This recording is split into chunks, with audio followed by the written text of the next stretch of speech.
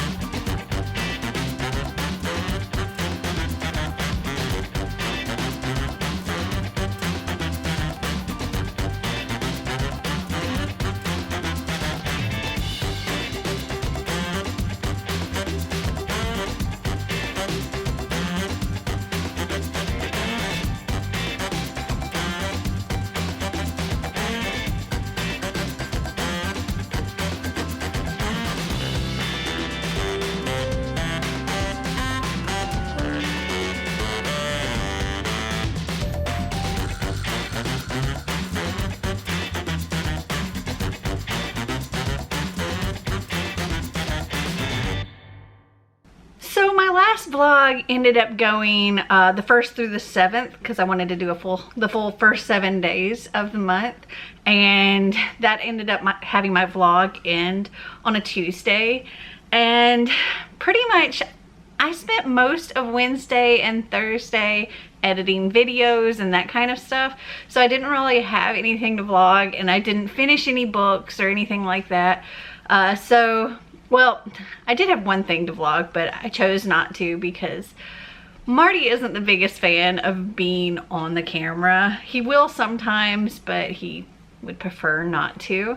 And today is Marty's birthday, but he has to work today. So we actually celebrated on the 8th because literally the only time I was going to see Marty today was as he came to say bye to me, like as I was waking up and he was leaving for work. I won't even see him when he gets off work because by the time he gets off, I will be gone. And by the time I get home, he will be in bed. So we celebrated his birthday on the 8th. Also on the 8th, on Wednesday, I did get a book in the mail, but I didn't open it until today. So that was The Hawthorne Legacy by Jennifer Lynn Barnes. This is the sequel to the Inheritance games, and I'm very excited to have this. I really want to read it soon. Not sure when that's going to happen, but I pre-ordered this after reading the Inheritance games. I love that book. It was so much fun, and I can't wait to continue this series. It follows, oh gosh, what's the girl's name? Avery Grams. She went from having nothing really to being a billionaire. She inherited some billionaire's everything. His businesses, his money, his houses, all of that. And she was like, I don't even know this person, but he left me everything. And well, he had a family and they weren't very pleased with this because they were left like morsels, but they were told that she had to move into this house and they were allowed to stay in the house as long as they wanted, and she couldn't kick them out.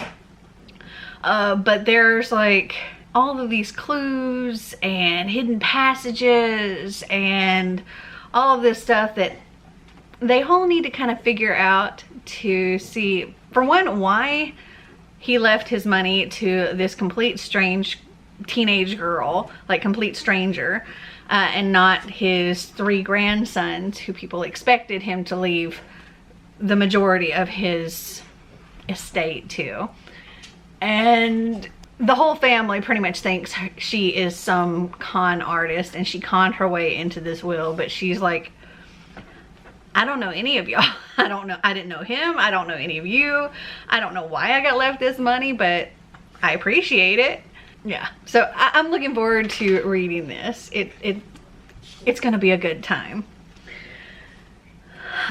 Since my last vlog, actually in my last vlog, I started my buddy read of Yellow Brick War by Danielle Page, and I've since realized that everybody in my buddy read group either has read ahead and already finished this book, or they haven't gotten this book yet. So I went ahead and I actually finished this morning. I've been reading it since the last vlog, and I went ahead and I finished it this morning since I didn't have to like make it go all the way out till Sunday. I'm gonna give this 5 stars.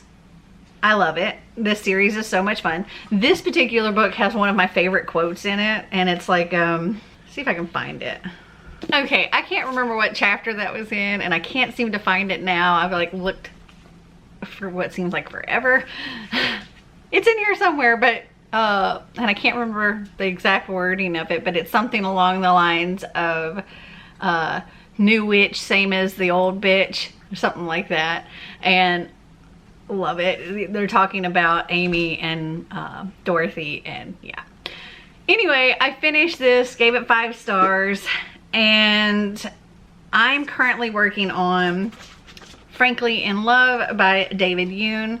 It had a rough start, I'll say that. I'm still not 100% sure how I feel about this book yet. I'm currently on page 72, and the first, I don't know, like 20 pages were kind of rough, and I really considered DNFing it just because of the writing style. I don't know. I haven't decided how I feel about it. What I know about this is there is a Korean American family, and our main character, his name is Frank Lee, and he falls for a white girl, and this is very much not allowed. His sister has already been pretty much disowned by the family because she, even though she's like top of her class, valedictorian, yada yada yada, gone to college, went to law school, became a very successful lawyer, when she said to her family that she was involved with a black man, they wanted nothing else to do with her. And he's pretty much resigned to the fact that he's only allowed to be with another Korean girl, and that's it. His family is not okay with anything else. In fact, his family's quite racist, and he's not, and he's very much interested in this girl named Britt Means, and she is white. As far as the story goes, I'm interested in the story. I'm just not sure about the writing. The dogs are wrestling. I do believe this is his first book, and it kind of feels like a first book to me. So that is what I'm physically reading, and I'm listening to The Nowhere Girls by Amy Reed, and I'm currently on page 96 of this, and it's also taking a little while to get fully into this one because I have a problem when there's too many different perspectives, and there are quite a few. Not just perspective, like we have like 4 girls as our main perspectives, but then there's also these other little bits of other girls' perspectives, and it's just, I don't know, my brain seems to have a hard time wrapping around all of it when there's so many. But this follows 4 girls. We have Rosina, who is a Mexican lesbian girl, and she's friends with Erin, who is she has Asperger's, and I don't know how the representation is for Asperger's, because I don't personally know anybody with this, so I don't know if this is how they actually are. But we do have Erin, who has Asperger's, and then we have this new girl, Grace, who moves into the other perspective. Her name is Lucy. Grace moves into Lucy's house, and Grace, her family was kind of shunned out of, they had to move because her mother is like a preacher or pastor or something along those lines. She was one for a very conservative Baptist church in Kentucky, and then she fell off a horse, hit her head, had some kind of spiritual experience, and is now much more liberal thinking, and the church did not like that. And when Grace's mother married two men, the church was done with them. So they ended up moving to wherever this is, I can't remember. And they're living in Lucy's house. And my battery's flashing.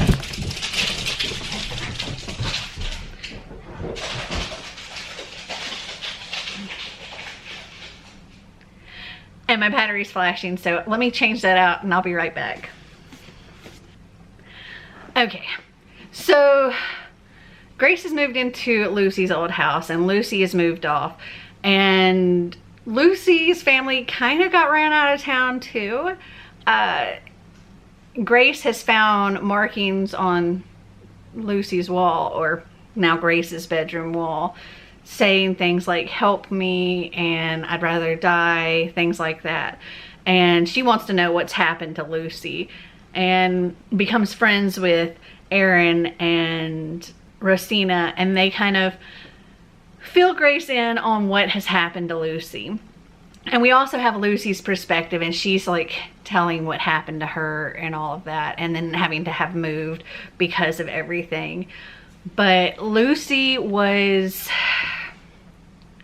well, she got fed a lot of alcohol by a boy, and until the point that she started losing consciousness. And then this boy, who was being so sweet to her, led her to a bedroom, and him and several of his friends gang raped Lucy and just left her like that. And when Lucy told people about it, even though everybody in the town believed it really did happen, essentially she was put as the liar and the slut and shamed out of town. And so Lucy and her family's moved, and Grace is now in her room, and Grace is just, oh my gosh, by what's happened, and wants to make things right for Lucy. Even though Lucy's not there, she wants to stop these guys from being able to do anything like this again. Plus they have this awful website, like blog, that just is disgusting, and she thinks that these guys should pay for what they've done, and that no other girls should have to suffer the way Lucy did.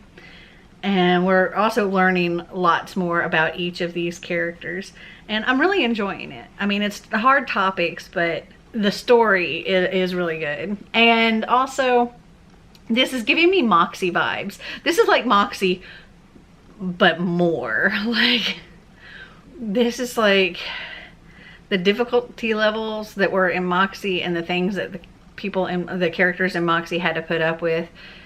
It's like that, but even worse in this book. So yeah, this is going to be just a weekend vlog. Like I said, my last vlog was the first 7 days, so it went until Tuesday. Wednesday and Thursday celebrated Marty's birthday and did film editing. So yeah, I'm just gonna do this vlog until Sunday, but we have some fun stuff that I plan on doing this weekend, so I'll be vlogging all of that. Like today, for instance, Xander has an away game, and I am the official drumline mom, the drumline chaperone. I even have my drumline mom shirt on. I ordered a whole bunch of drumline mom kind of shirts from Amazon, and I'm excited to wear it to the game tonight. But yeah, that's what's going on today, and I'll probably show you some clips from that, and I'll just talk to you later. Hello, band. Hi. I have no choice. And here's the deal.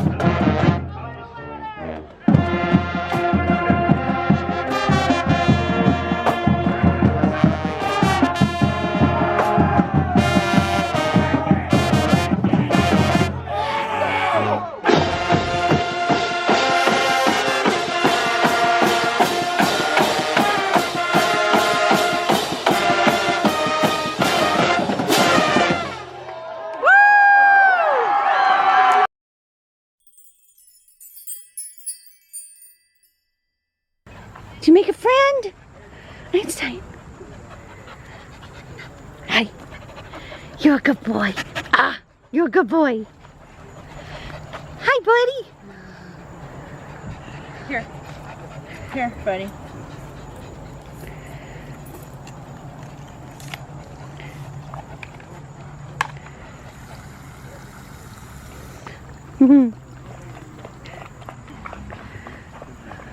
Oh, Einstein's going to make another friend.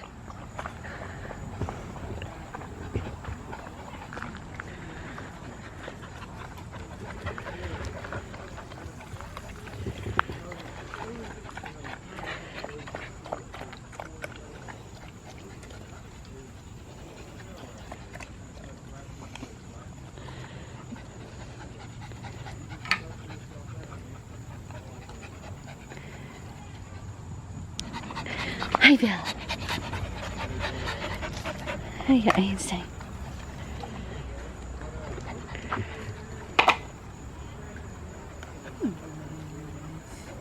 Yeah. Yes, Bill.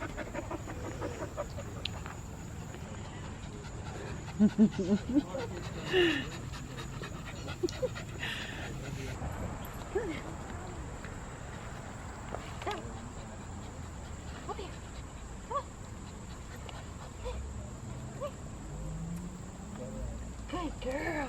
Come on. Good girl. You made it to the top. Good girl. Want another one? Oh, I stepped right out of my shoe. Good girl.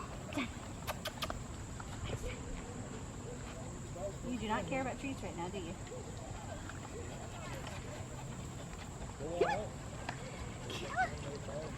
Look at you, good girl.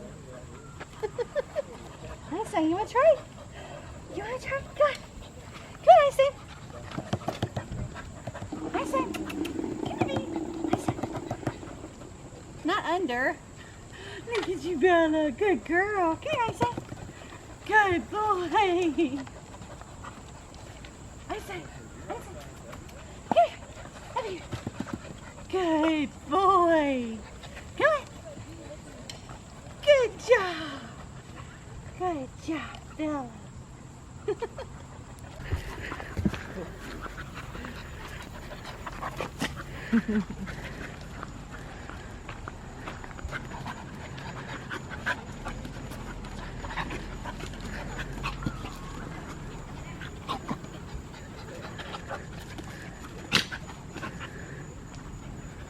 You're being such a good babies.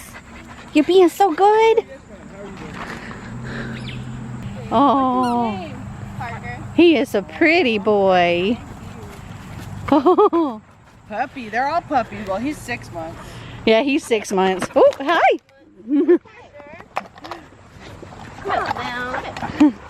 She's the only one that's not a puppy. Hey. yeah. She's 10 years old. Oh, hi. Is that how you greet people? Oh, he does. Yeah, I have a bag of treats here. I'm like, calm down. Oh, so fast. I know, right? Come here. Go get him, buddy. Are you having fun? No, what's happening? No. How old is your dog?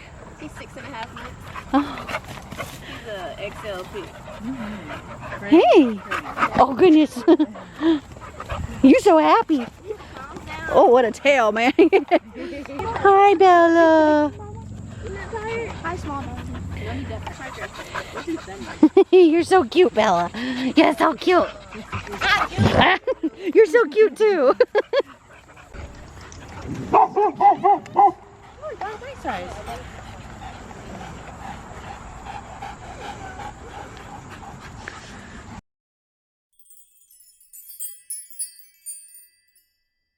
So we had a fun time yesterday at the dog park. That was the first time that the dogs have gone to a dog park. And I was a little worried about how they were gonna do with all the other dogs and stuff, especially Bella, because Bella is good with Einstein. But when we got Einstein, he was smaller than Bella. So Bella's had time to adjust to him being a bigger dog. I don't even think she realizes that he's a bigger dog than her. I think she thinks she's still bigger than him. The way they play, I think she does. But she's always had this, like, she freaks out around big dogs. She would be okay around small dogs. She might bark at them or whatever. But she straight up freaks out over big dogs. And pretty much any dog that's like significantly bigger than her. Like Einstein is a big dog. So like German Shepherds and things like that, just... So I was really worried how she would do being around all these dogs, if she'd be freaking out, if she'd be trying to attack, you know, anything like that. And we had them on the leash for a little while, and they seemed to do okay. So we took them off the leash and stayed close just in case. And they still did fine, and eventually Einstein was just running all over the dog park with the other dogs. And Bella, she was too for a little while, and then she's like, okay, I'm gonna stick with mom now. And so she pretty much stayed right beside me the whole time. And when I was like taking time and just sitting on the bench and stuff, she was in my lap, and it was very cute.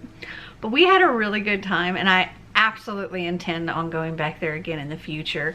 That's something I would like to do on days when I don't really have anything going on. which I mean, there's not really a whole lot of those, but I'd like to go and just spend the entire day, bring like a picnic lunch, bring the doggies food, all that stuff, and just spend the day hanging out in the dog park, reading and letting them play. I think it would be an excellent time.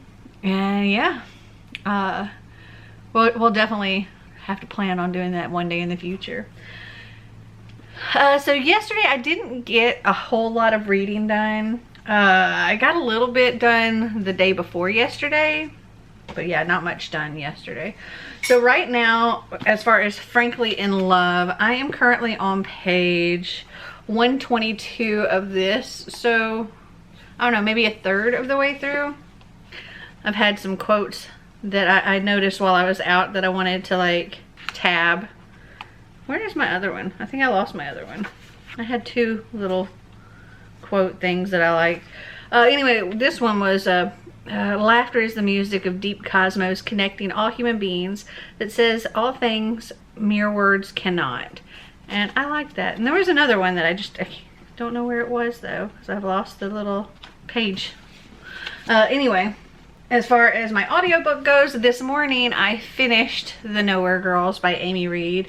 And I'm going to give this, let's say 4.5 stars. It was really, really good. It handled some serious topics. Trigger warning if you didn't already know, for rape. That's a big subject in this book. And bullying as well. So I found I couldn't really give this 5 stars. It just wasn't 5 stars to me. But I don't know, maybe, I don't know. I would have liked to have seen something come from the police officer that wouldn't really accept anything.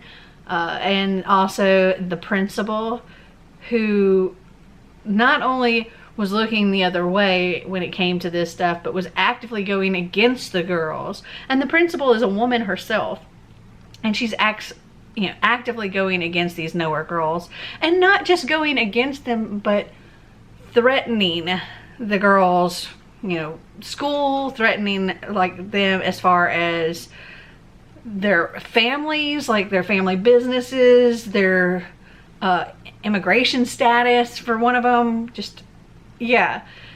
And I would have really liked to seen those two receive some kind of justice as well for the wrong they played in all of this. But it was really, really such a great story, and a need to be told story. And there's also like resources in the back for rape victims or people that know rape victims and all of that.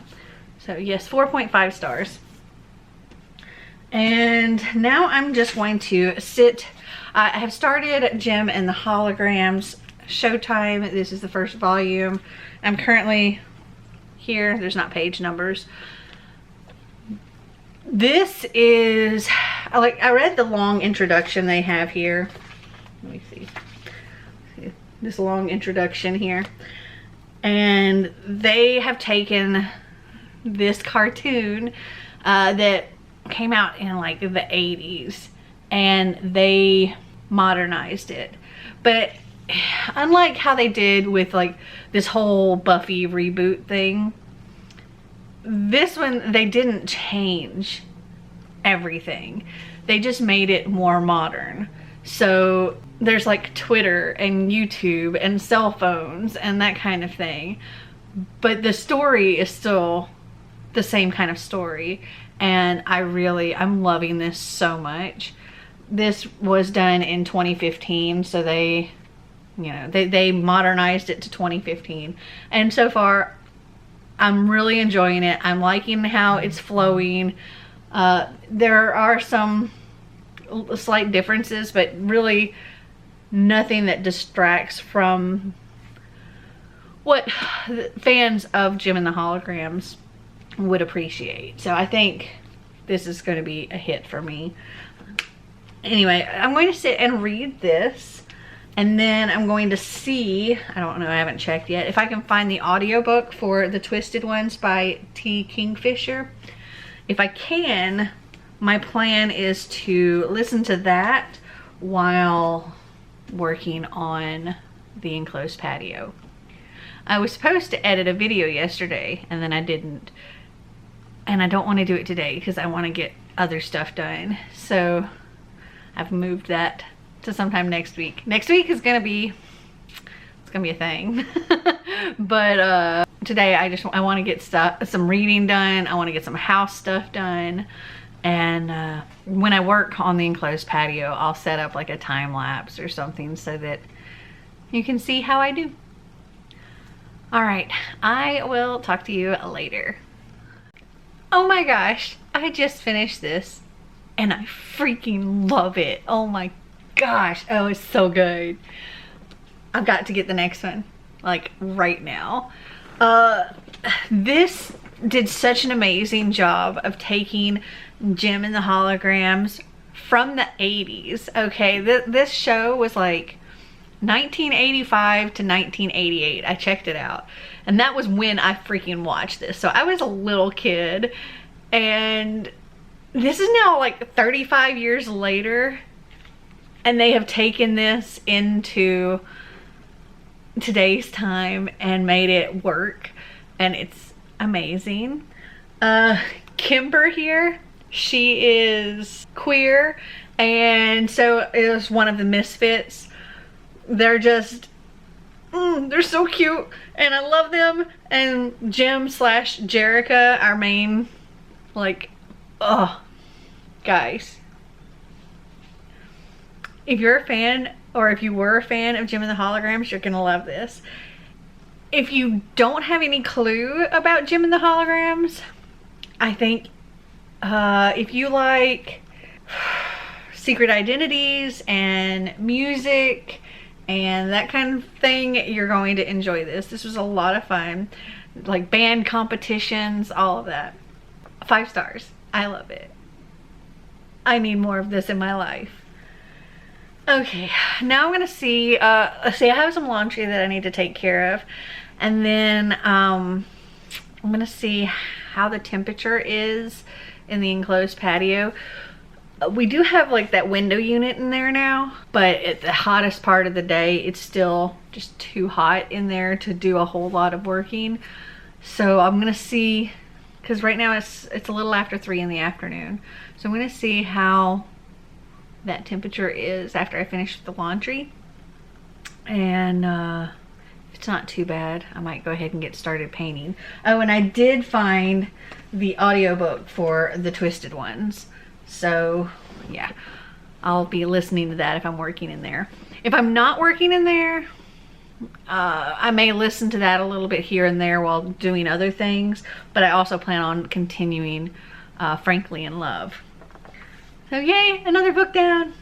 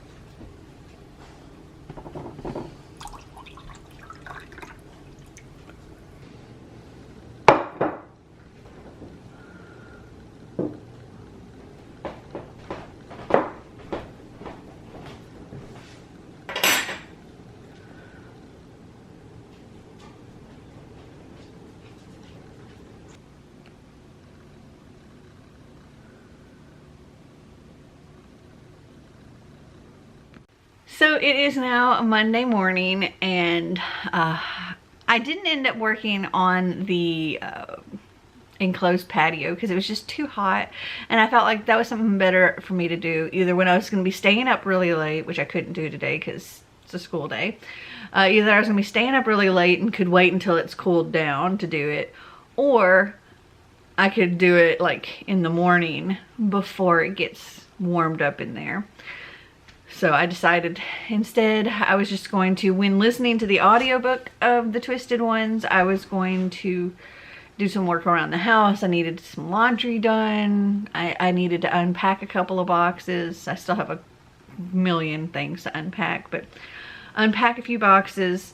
So I did that, and I listened to half of The Twisted Ones. So I'm currently on page 187. So looks like almost right at the halfway point. I'm enjoying it so far. It's strange. It is strange, but I am enjoying it. Our main character, she's tasked with going and cleaning out her dead grandmother's house and getting it ready so that they can like sell it or whatever. And her grandmother apparently was a hoarder, and she finds her step grandfather's journal, and she's reading it, and she's like learning that either he's not all there, or there's something else going on. There's some dark something going on, and there are these creatures that he calls the Twisted Ones that he's seen, and he seems to find these places that nobody else has found. And our main character, she ends up stumbling across some of these places, and she sees some of these spooky things, and that's really all I know at this point. But yeah, I am enjoying it, so we'll see how that goes. This will unfortunately have to move to next week's vlog because I haven't finished it. And then, Frankly in Love, I did sit and read more of this last night. This book is longer than I thought. I am enjoying it more now than I did in the beginning. And I'm really liking these characters and getting to know them. And I think I've already said essentially what this is about.